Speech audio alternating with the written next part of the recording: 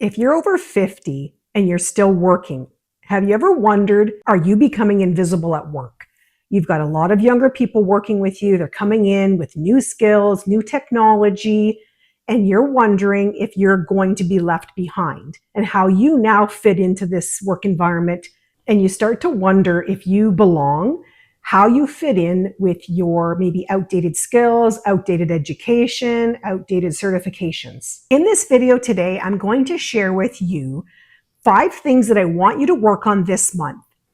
This is going to be your action plan to help you create your list of how you're going to provide value and also about how you're going to recognize your value. So stick around until the end and I'll share that for you, and you can screenshot it and get working away on how you're going to improve your value at work.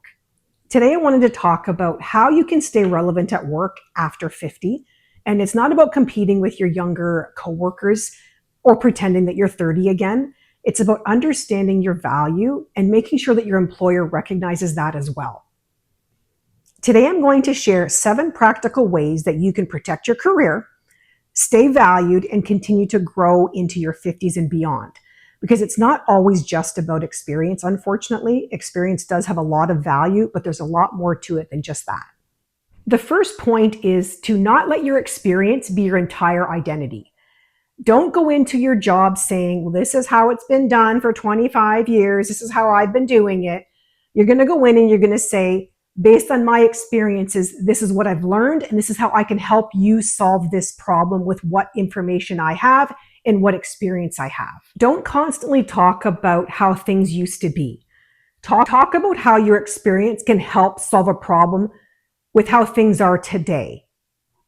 Point number 2 is to keep learning, especially technology.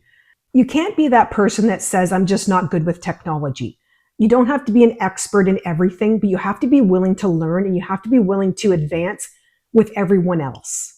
And that may mean learning new AI tools, new software, social media, digital communications, data, analysis. You have to be continually upgrading your skill level. Let's face it, this is a big problem. People in their 50s getting laid off, getting fired, getting replaced. And we can't blame employers if we have not done anything to progress with the times.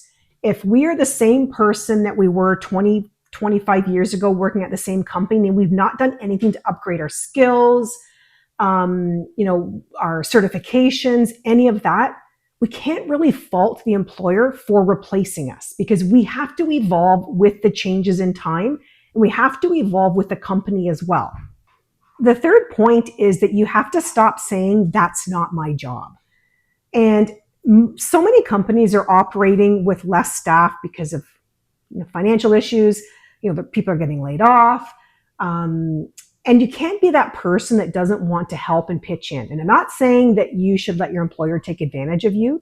But if an employer is asking you to do something and it's outside of your regular scope, on occasion you should be willing to say, no problem. I don't mind stepping in. I'm happy to learn something new. How can I help? You have to be willing to learn something new and look like you're adaptable and curious and willing to help. The fourth point, and this is a huge one, is to make sure that everyone knows what you do. And I don't mean just your boss. I mean your coworkers as well. My cat. Because it's okay for you to say, oh yeah, my boss knows what I do. They know my value, but maybe they don't. They're hauled up in their office. They're in meetings. You're getting the job done, but they don't know exactly what you're doing behind the scenes. And, you want to make sure that they know how much money you saved, how many clients you brought in, how many policies you improved, how you changed things. You made the company better. And in my case, my regular job, I plan city events. My cat, Dante. So I plan city events and my manager has no clue the amount of work involved in planning these events. I'm reaching out to community partners. I'm reaching out to food trucks. I'm reaching out to internal government departments. I'm on the phone nonstop. I'm sending emails nonstop. I am putting out fires between different groups. There's a lot of work involved. and she shows up to the events and everything is perfectly executed, but doesn't realize the amount of work. I've made sure that she knows. And also, I have coworkers who make comments. Oh, you're never in the office. I see you always out doing these events. You're running all over the city. And I have to point out to them as well, I'm putting in my regular work hours plus overtime a week. I'm running all over Hell's Half Acres. I am on the phone nonstop. So I have to tell them also the amount of work I'm doing, because so many people think that they don't see you. You must be just sitting around doing nothing all day. You want everyone to know your value, your experience, and how that experience is helping the company to save money, be more productive, to get results. And then everyone that knows your value appreciates the work that you're doing. Point number 5, and yes, Gideon is on the table. I'm going to wipe the table down when he's gone. So point number 5 is to build relationships with the younger coworkers. I am one of the more senior people in my department. Actually, I think I'm the oldest one in our department. And there's a lot of turnover. There's a lot of young people coming and going. They have, better skills, more advanced skills, more up-to-date skills in education. And, I myself have found that I get feeling a little threatened when I'm working with these younger people, because I know that their skills are maybe more advanced than mine, but my experience is unmatched. So they can't compete with that. And I know my value. So the thing is, you have to be willing to work with the younger people, and you have to be willing to acknowledge that they may have something to offer that you don't. And you may be able to learn something from them, and they obviously can learn from you as well. And I have teamed up with a couple of the younger people in my department, and it's been a beautiful relationship because we're both learning from each other. And you kind of take on a bit of that mentor role when you work very closely with younger people, if they're willing for you to play that role. And I've been happy and successful with the people that I work with, that so far, knock on wood, the relationships have been very good, and we've cohabitated in the same department with a lot of success. Point number 6 is to not become that negative older employee. When we've worked so many years, we've been in the workforce a long time, we can become very cynical. And we've been sometimes known to be resistant to change. But you don't want to be that person that knocks everything down, has a negative opinion about everything, doesn't want to try new things, doesn't like change. Instead of being all of those things, be the person that says, okay, you know what, yes, we tried that, it didn't work, but let's try it this way instead, or let's try your way.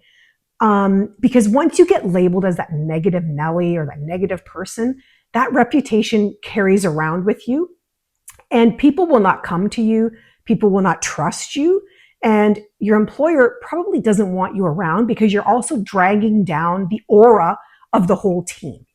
Number 7, and the final point, is to start thinking about your next chapter before you need it. Staying relevant isn't only about protecting your current job. It's about protecting your future because you want to have options. You don't want to be left in the cold. You don't want to have no options to move around or find another job, maybe in a different department. You need to have options. And with these options, you want to look at, can I freelance? Can I consult? Can I move into another department? What skills do I need? What upgrading do I need? How does my experience fit into other jobs? Can I leave this job and go somewhere else? And could I start a business? Could I turn my experience into another source of income? And where do I want to be in the next 5 years or 10 years? Not all of us can retire right away. I've got kids to put through university still. So I am not at the end of my career. I'm still going for jobs that, push me outside of my comfort zone. I want to maximize my income in the final years of work for my pension. So I am not on my way out. So I am constantly looking at how I can improve, what skills I can add to my resume, and I'm no longer loyal to the same job. So I did stay in the same job for 19 years. Then I finally decided to break out and I moved into a different job. I did that job for a year and a half, and then I moved into another new job. So constantly trying to move around to gain more skills and knowledge of how this company works. And the job that I'm in right now, this job it's a temporary placement within the organization. So that will end in March, but I'm already looking at other opportunities within the company. I'm not going to go back to a job that I worked previously. I'm constantly trying to improve, upgrade, update, do all of those things so that I hold value for the company. Because also what happens is when we get to this age, we're the most expensive people in the place. So we really have to show our worth. And thankfully, I'm in a unionized environment, so I can't just be fired or laid off. But I know that's not the case for a lot of people. So if you're in your 50s, you really have to think, how much longer do you want to work? And I know we are all exhausted. We are tired. We put up with so much crap over the years, and we're on the tail end. But you have to think, if you're going to make it another 5 or 10 years, you have to make yourself valuable. That's the bottom line. Being over 50 doesn't mean that the best years of work are behind you. It just means that you have to be more intentional about what you're doing with your career. Don't just disappear quietly into the background.